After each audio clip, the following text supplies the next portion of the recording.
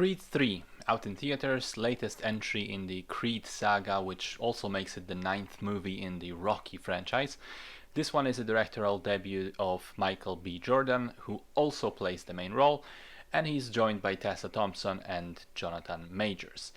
Story picks up several years after the events of the last film, just as Creed is retiring from professional boxing to focus on his personal life with his wife Bianca and his young daughter.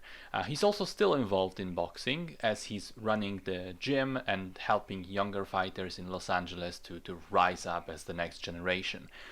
This peace is broken one day when an unexpected visitor shows up at his doorstep. Damien, a childhood friend of Creed who spent the last 18 years in prison. He's out now and he wants a chance at professional boxing. Apparently he was a very promising rookie fighter before his prison time, and he stayed in shape and he feels he wants to make up for lost time. Creed reluctantly agrees to help as much as he can, but baggage from the past on both sides means that a direct confrontation at some point is inevitable. So the Creed franchise has been fairly interesting as a piece of filmmaking, because just as it seemed that the 6 Rocky films said everything there is to say about the story of a boxer, the first Creed came along and turned out to be quite amazing. I mean, for my money, it is actually the best movie in the entire franchise, narrowly better even than the first original Rocky.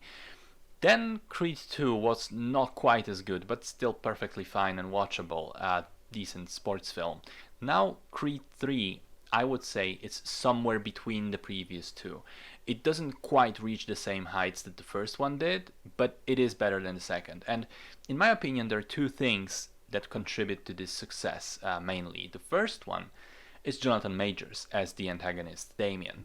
He is absolutely terrific in the role. I mean, one thing we have to talk about is his physicality. The guy is absolutely massive. He looks like he could take off my entire head off with just one punch. But there's also the physicality related to his character and the fact that he spent so much of his life in prison. He's got these hunched shoulders, he sort of keeps his head down, carefully observes his surroundings as if he's suspecting everyone of being his enemy.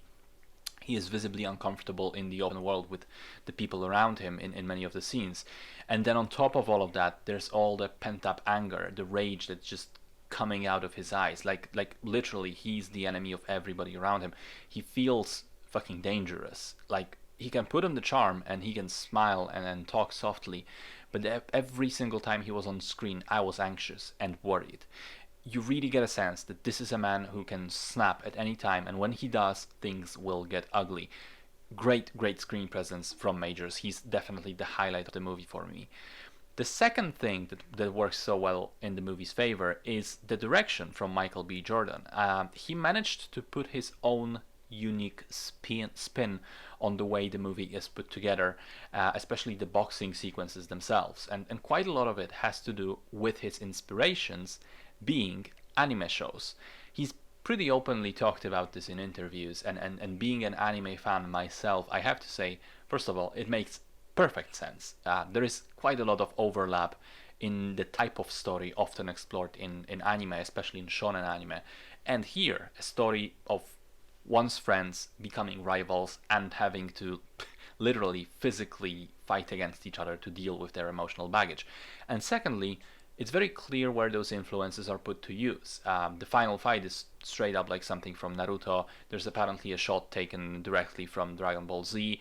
I'm sure there are many others in the mix as well. The point is, it looks and feels pretty damn good. And not only does it fit the story that the movie is telling, but it also means it feels fresh and new and unique compared to all the previous 8 films. So great job on the direction front.